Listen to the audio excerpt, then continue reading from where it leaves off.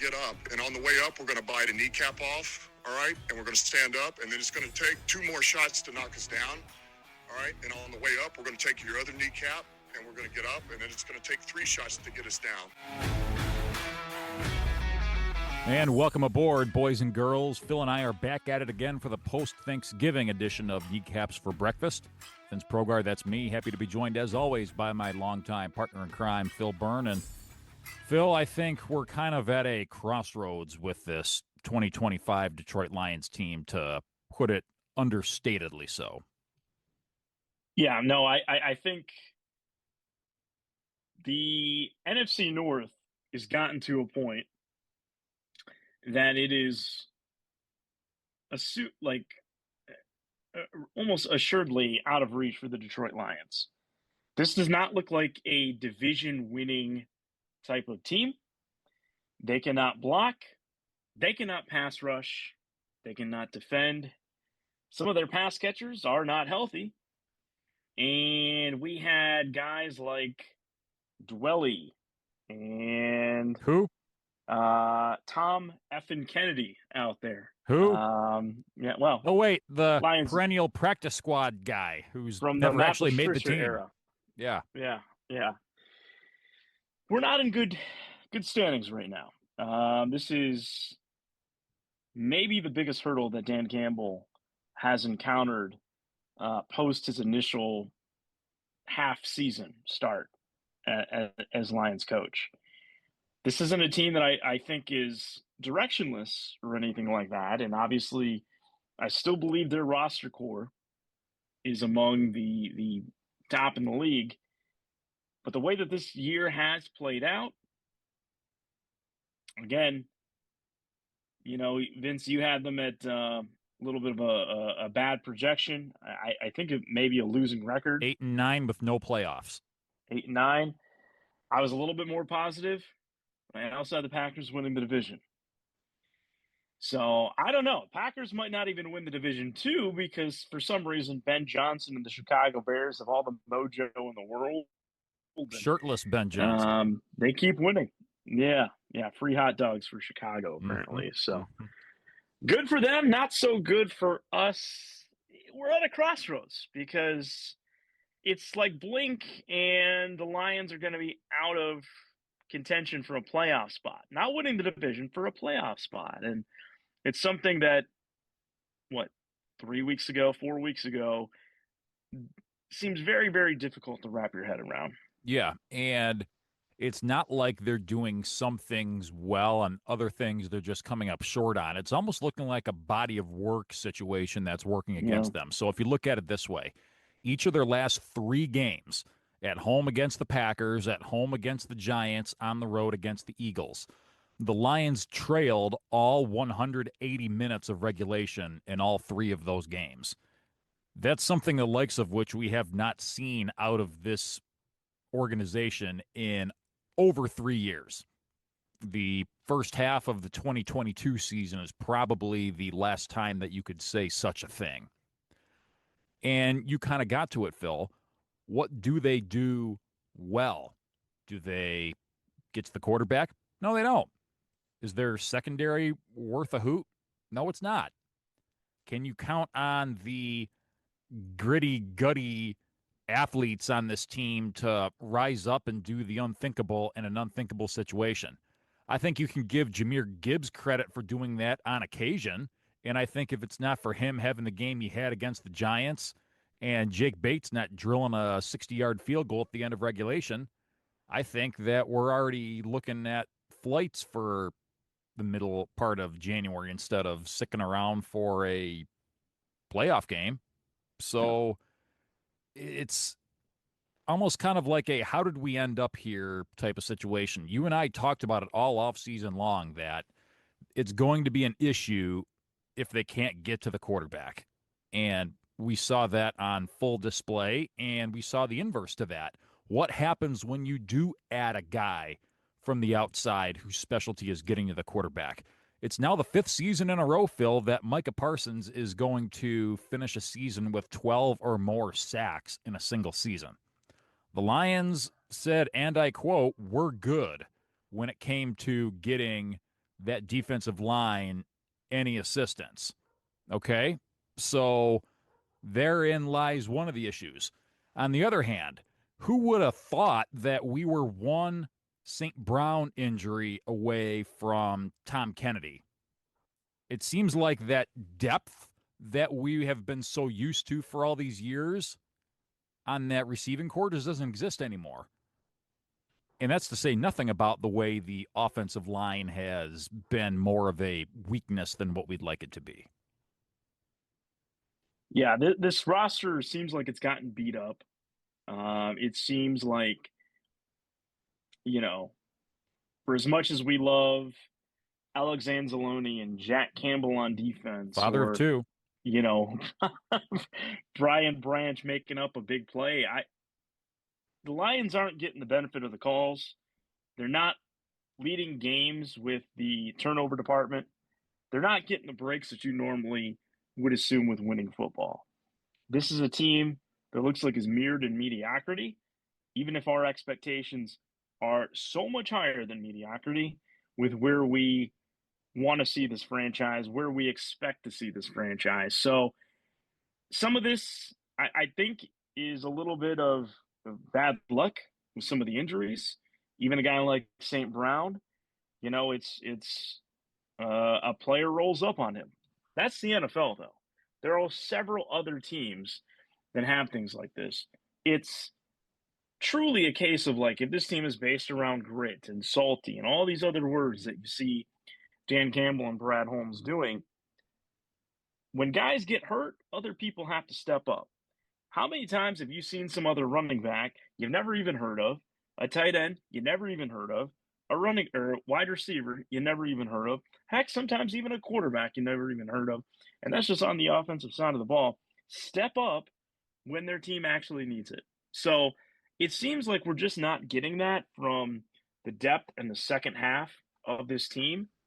And I'm going to put, Brad Holmes on the spot. I think we want to go ahead and talk about the players that he hasn't brought in via trade or acquisition. I'll say it right now. I don't think his last two drafts are that good. I think we got accustomed to him having, immediate contributions from some of the guys we were drafting. And unfortunately, you look at like the Ennis Rakestraws, the Giovanni Manus, these guys that were drafted in somewhat premium spots, day two picks, not contributing. Nowhere Even down the found. draft, is Injured. Miles Frazier even a real person? Yeah. I don't know. That's yet to be seen. I don't know. Maybe. Yeah. Yeah. So what I'm getting particularly tired of is the same reused lather, rinse, and repeat explanations about things, about the same old, oh, we're close. Oh, we just got to clean up a few things. Oh, the aggression is just who we are. No, that's not who we are. It's who the last two seasons worth of teams is. This is not the same team from the last two seasons. The personnel is completely different. The coaching staff is completely different. This team isn't built to live and die by the fourth down like the last couple of squads were from 23 and 24. The Lions are now, I mentioned how they have not held a lead in the last 180 minutes of regulation time. The Lions in those same three games are a whopping 0 for 7 on fourth down.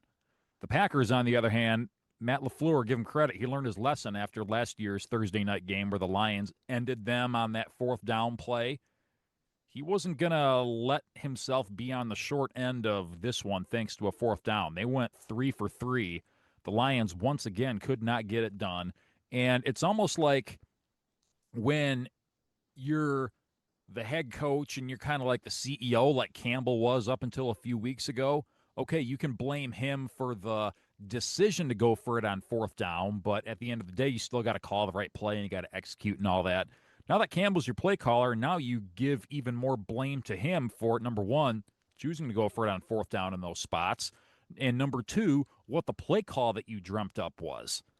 I wouldn't say that either of those two fourth downs were smart based on the situation of the game. You got to get some points. You're chasing them down 10 practically the entire game. Granted, they're, trading scores and the score kept on going up, but in any case, the spread almost seemed like it was 10 points the entire afternoon. So at some point, if you want to catch them, you're going to need a field goal. And I'm convinced they would have gone for it a third time had Goff not taken that sack down there in the red zone near the end of the game where they had to settle for that 3 points. Otherwise, they would have gone for it again and probably would have not got it. And the Lions probably lose by 10 instead of 7. So I'm getting real tired of this whole "this is who we are" stuff when it's not who we are. Think about it, Phil. Who is always been one of Goff's security blankets like we've talked about in seasons past? We know St. Brown's one of them, right? Mm-hmm. We know Laporta's one of them, right? Yeah. So neither one of them, of course, were in action the other day based on injuries. And like you said, that's to be expected in the NFL. But what we forget about, Phil, is that in seasons past, on some of these fourth downs, you had a guy like Josh Reynolds you could include on some of these fourth down plays. You got a guy like Tim Patrick who you can include on some of these fourth down plays. The Lions don't have as diverse of a offensive personnel package when your top two guys aren't options anymore to really be all that effective on fourth downs. So make it make sense, Phil. Why are we tossing up, giving away points, and just going for these fourth down plays to where it's almost like touchdown or bust when the game itself doesn't dictate as such? So this is a case of two things we're missing on this offense. The first one, I hate to say it, because at some point this year, I know I was going the other way with it and thinking that we were fine with John Morton as the offensive coordinator. It isn't so much even the play calls, though, but it's the lead up, the tape review, the install, that we are lacking an offensive coordinator for this team. Whatever happened between John Morton and Dan Campbell, where Dan went ahead and went with the play calling, it's not working. We need to get an actual play caller in here next offseason. I think I'm about ready to right the ship on this season, because I think it's coming down to this Dallas Cowboys game about if we even have any shot of trying to move forward here with, again, every single piece of evidence that you are outlining here. And the second one, obviously, that we'll get into with some of the news that broke this week is Frank Ragnow. Graham Glasgow sucks. He is not a starting caliber offensive lineman. And you're pairing him with essentially a rookie and a guy like Christian Mahogany, who is now hurt, was starting to develop into something. But now you got Coyote Awasika out there. That interior part of the offensive line is bottom 3 in the NFL. They cannot protect anyone. You could have the worst defensive tackle unit in the NFL, and they will still get pressure onto Jared Goff. And Jared Goff is one of the worst quarterbacks at evading any sort of pressure in the NFL. So you see the conundrum we're in now. I mean, it's almost like it's one domino versus another. Yeah. And it's all these dominoes are laying down at this point. And conversely, you can look at it from the other side too, Phil. Look at what we have on the defensive line. We are getting home like never, ever. So even if you put a wholly average offensive line in front of you, they're not going to let you get any type of penetration or make the quarterback's clock tick a little faster. So you're screwed either way you look at it, it seems like. Yeah, it's, I think this is a case of Brad was too cocky and confident in the guys that he's been drafting and not looking to want to go ahead and bring guys in. The "we're good" mentality. It's biting them in the ass right now. We're going to have a lot of time this offseason to kind of chart a path forward and figure out what the best course of action is to get this team back to what we expect them to be. So we're not going to waste a whole lot of time with that in this episode. But it's important to keep in mind, Phil, that You've got 5 games here as we head into the stretch run. By the time you get Yep. this podcast episode to your device, it's going to be the month of December already. So we are in the stretch run firmly. So you mentioned that Cowboys game coming up this Thursday night, Phil. A month ago, this seemed like almost a definite chalk it up as a W and take Yeah. your little mini bye. This is almost seeming the exact opposite right now. You got a healthy Dak Prescott. You have 2 number 1 wide receivers.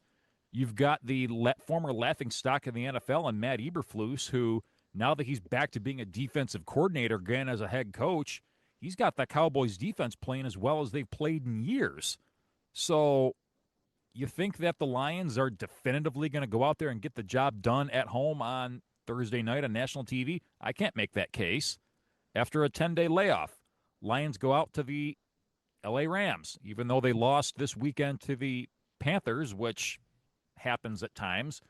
I think the overall body of work that I'm seeing from the Rams dictates that are the Lions going to go out there and get a win against the Rams? I can't make that case. Steelers still looks like a toss-up. Vikings still looks like a toss-up, and I even give that a little bit of generosity because of what they did at Ford Field a couple of weeks ago, that you've got to sleep with one eye open when it comes to the Vikings. And I can't make the case that you're going on the road beating the Bears. So you kind of get the feeling, Phil, that it's kind of we're kind of at the end of the road here. Possibly. I truly do think, though, that this season comes down to this game on Thursday. And it's really unfortunate that now we're in a position where I don't think St. Brown's going to be back for it. Doesn't sound So, that way. we're not getting Rag now. I know we'll kind of break that down here in a moment or two. The cards are stacked against you. If there was ever a time for Dan Campbell to go back to that initial press conference and talk about biting kneecaps and digging deep and doing it against a team that, basically you're jockeying for position with, let's not think about the division. Let's think about the teams in front of you for a wild card. And this is literally a playoff, You're kind of in the playoffs right now if you really think about it. Yeah, this is your play-in postseason game. starts right now. It's a play-in game, essentially, Yep. So, you lose this and yeah, you're going to lose against the Rams. And then all of a sudden you're on a 3-game skid.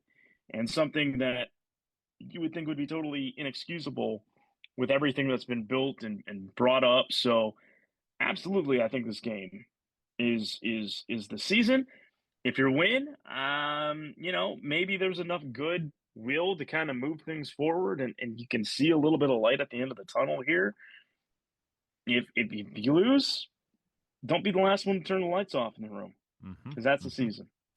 It's amazing how much things can change in one weekend, though. I mean, if you get the win over the Packers, you at least get a leg up on them as far as the standings go with that tie. And now the fact that they have swept us, it's basically a 3-game spread between the Lions and Packers. And now the Bears just waltz right into Philadelphia on Black Friday and curb stomp the Eagles. So here's the situation that you're looking at, Phil. So you have the Lions, who played against the Packers, haven't looked real good a good chunk of the season, lost. You have the Eagles, who haven't looked real good a good chunk of the season, lost. Lions playing the Vikings, really haven't looked good for a good chunk of the season, lost. Chiefs, same thing, haven't looked real good for a good chunk of the season, lost. So it's not anything that we're real used to seeing. It's not like they're out there playing their best and, one team's got to lose and that's okay, and all this.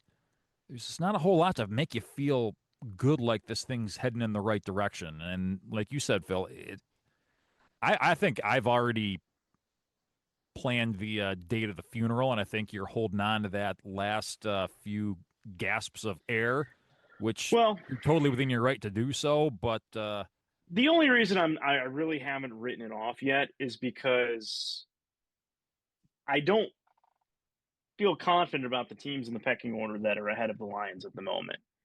But I also know there's been so many times when they show that playoff race graphic and that team that is somehow still in contention, or you watch, NFL Red Zone and those games flip flop in the fourth quarter. Some team, the Carolina Panthers beating the Rams today.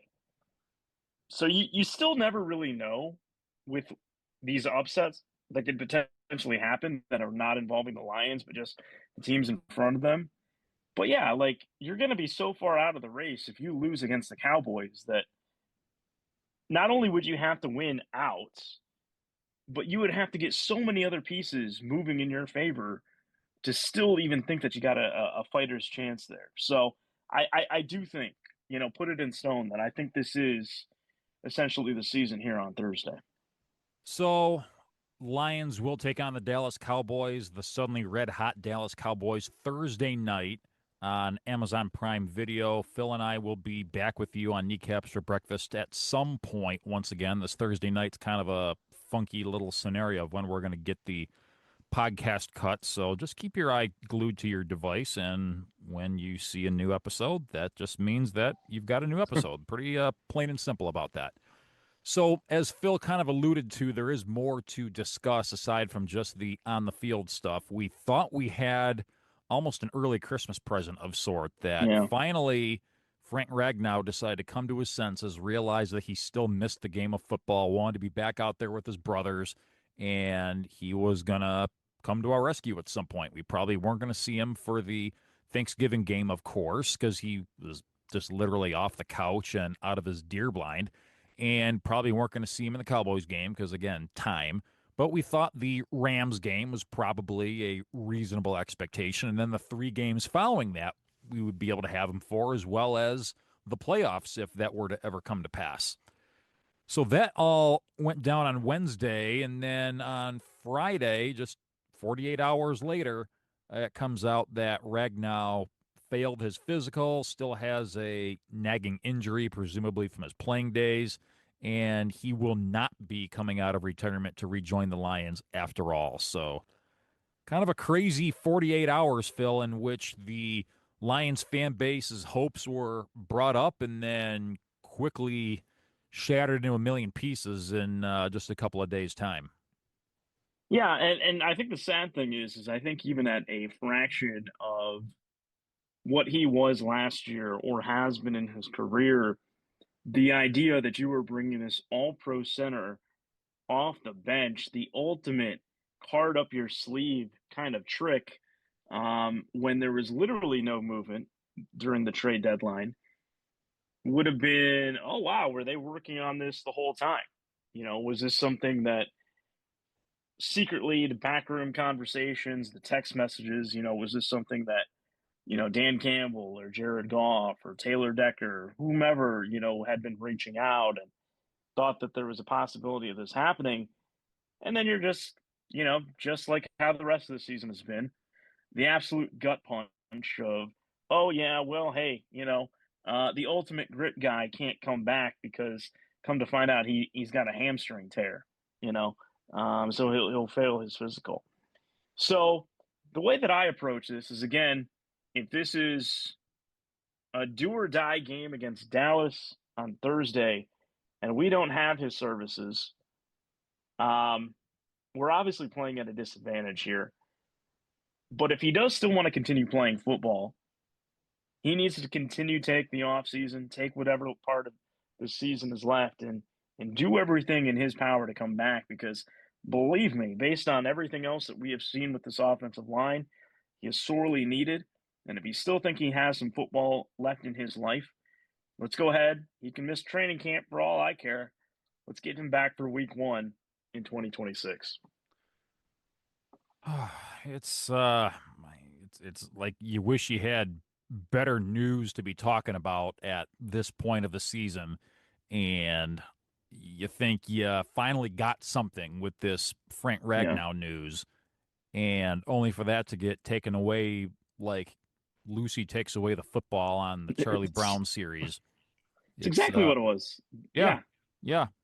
And yeah, and like we talked about it, Bears go on the road to Philadelphia, and looks like there's nothing to it. Ben Johnson's dancing around shirtless in the locker room, and everybody gets free hot dogs. Green Bay creates more separation. Minnesota, even though they once again lost to Seattle, it all that does is makes you scratch your head even more. Like, how in the blue heck did they come into Ford Field and get a win? Which, again, I give the Lions fan base all the credit in the world. I know they love their Lions. I know that it gets loud in there and all this, but seems to me, Phil, like this whole home field advantage we've been talking about for the longest time is looking more and more smoke and mirrors by the week. Possibly. I can speak from experience being in that game at Thanksgiving. Yeah, I mean, it's still as loud as ever, but there's only so many third and shorts that you can see the opposing team connect on and convert, and then you know, have a penalty, a bad call, a Like timeout offensive gate. line that can't go ahead and gel and give Goff an extra second to get a pass off or figure out who's gonna pass to. So it's almost a comedy of errors at this point. Um, yeah, it's this season feels like it's kind of slipped away. So let's look ahead to this Cowboys game that we mentioned, Phil, and we talked about it. They've got a healthy quarterback. They've got two Yeah, number one receivers, a defense that's playing a heck of a lot better, and they finally have a few wins that are strung together that gives them the most important thing, and that's the thing between the ears, the level of confidence. So you've got a team like Dallas who kind of almost had that nothing to lose mentality, and you can rip on Jerry Jones all you want. He made a couple of real nice moves this past trade deadline to really bolster up the interior of that defensive line. I think it's paid off in a big way so far. Time will tell if it comes to pass as far as playoffs go. But, Phil, what is your recipe for victory against a team like this Dallas Cowboy squad? I mean it's gonna have to be the Jameer Gibbs and JMO show. I just don't know how an offense are going to get anything else going.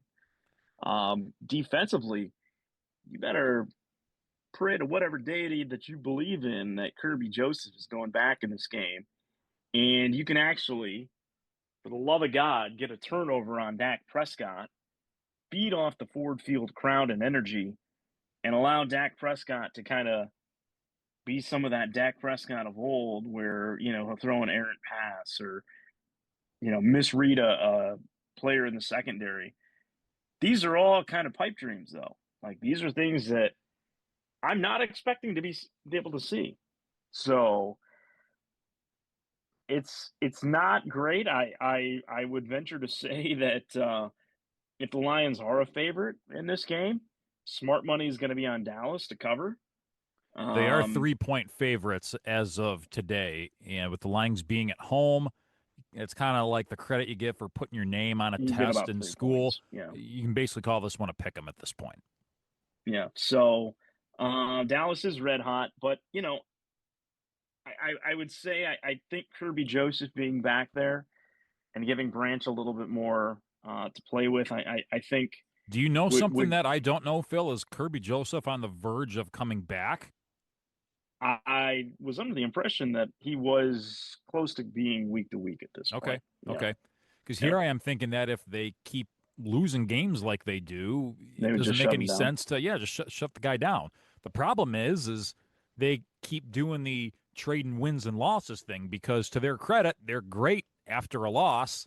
So if trends follow the way they do, it looks like you can maybe expect the Lions to come out on fire and get a win against the Cowboys. Who knows? We'll see. But a lot of it's going to have to do with the protection, like you mentioned. Jerry made some very keen moves, and even though I think just about every team would love to have Micah Parsons on their team, getting a little bit more of a reassuredness up the middle will help. So certainly, like if you're going to be using Jameer Gibbs, the screen game is probably going to be important, against Dallas, and kind of going up against some of the guys that they've got on defense. So look for that. But man, we just need some more consistency. We got like there's nothing worse than in that Thanksgiving Day game, and I know we haven't spent too much time talking about it. That 6 or 6.5, 7 minute drive to only end in a field goal. Yeah. That is something that we are just not accustomed to seeing. And With again, it how would have it would have probably resulted in a fourth down try had Goff not gotten sacked at the very end. yeah yeah So it could have so resulted in squat. yeah, possibly, but it's things aren't looking good heading into this game. So hoping by a wing and a prayer that things turn around for the Lions. But of course, yeah, like you said, the ebbs and flows of no back to back losses. So keep your eye on that. Maybe that's a trend that if you want to feel a little better about it, we'll have that to rely upon, I guess. Let's go from holding on a prayer to living on a prayer as we head into our pick segment here. We're going to head on up to Buffalo as the Bills are laying 6.5 as they host the Cincinnati Bengals, who surprised Joe Burrow, the guy who they said was dead and drowned for the year. He came back and looked pretty darn good against the Ravens on Thanksgiving night. Bengals at Bills. Bills minus 6.5, Phil. So if it was in Cincy, I'd probably feel a little better about the Bengals. The game Thursday night was in Baltimore, though. Yeah. Give me the Bengals. I think they'll cover. I just don't see it. I think the Bills are, even though they're a lot streakier this year than what we remember, I think they're a different team at home. I think they can keep it, probably a 10-point gap between them and the Bengals. I'll take the Bills to lay the points in this one. Next one up, we're going to go to the AFC North for a divisional matchup. The Pittsburgh Steelers, are catching 6.5 as they travel to the Baltimore Ravens. And this one's big, Phil, because this one could decide who wins this AFC North and who doesn't. Ravens 6.5-point favorites over the Steelers. Yeah, I have not been on the Steelers at all this year. That's not going to continue. Ravens didn't look good. I'm not quite sure what cooled them off, against the Bengals, especially with how poor the Bengals defense has been all season long. But I feel pretty confident that the Ravens will get it turned around, and I'll take the Ravens to cover. Yeah, I'll lay the points as well. And the reason why Baltimore looks so junky against the Bengals is they turn the ball over 5 times. I don't anticipate that happening for a second straight game. I don't think the Steelers' offense is good enough to capitalize on a smaller number of mistakes. Give me the Ravens. Last one on the list, Phil, is a big one for NFC North implications. The Chicago Bears are traveling to Lambeau Field to take on the Packers for the first time this season. Packers are 6-point favorites. Bears, Packers, Chapter 1. Yeah, I think this is where the Bears win streak comes to an end. I like the Packers in this one. Maybe if Caleb Williams was playing and producing, at more efficient stat rate, he is getting the job done for them. So I mean that is something that Bears fans can kind of hang their hat on. They keep winning, but I just don't see it. I still think the Packers win this division, and I think it starts this upcoming week. I'm going to take the Bears and the points. I think the Bears have done a very quietly effective job of running the ball. They had, 250 yards rushing on the road against the vaunted Philadelphia Eagles defense. I think if you can get something even halfway as good against the Green Bay Packers, that's going to keep this thing within 6 points. Give me the Bears and the points in this one. And what should be an interesting game within the NFC North. And either way, it doesn't help the Lions because if the Bears and the Packers pick each other off, still doesn't matter. Somebody's moving farther ahead, and the other team could very well be the team that you don't have a tiebreaker against. So who knows? I'm feeling like we have more of these episodes every week, Phil, to where we kind of end the episode on an elongated sigh. It's going to be interesting to see what happens on Thursday because there's really just 2 ways you respond after that loss to the Packers. So I'm hopeful that we have the leader in Dan Campbell to try to at least infuse the effort and the energy that we need. The problem is I just don't know if the players in the locker room that are healthy can get this thing done. And that's what worries me going into this game. So again, I'm going on the record. I think this is the season. This game on Thursday. All right. I wrote it down, time and date stamped it, and I'm going to hold you to that. That is all that we have for you in this episode of Kneecaps for Breakfast. Fork in the road is already here, and it sounds like Phil went left, I went right. We're going to see how things shake out as the Lions take on the Cowboys on Thursday night.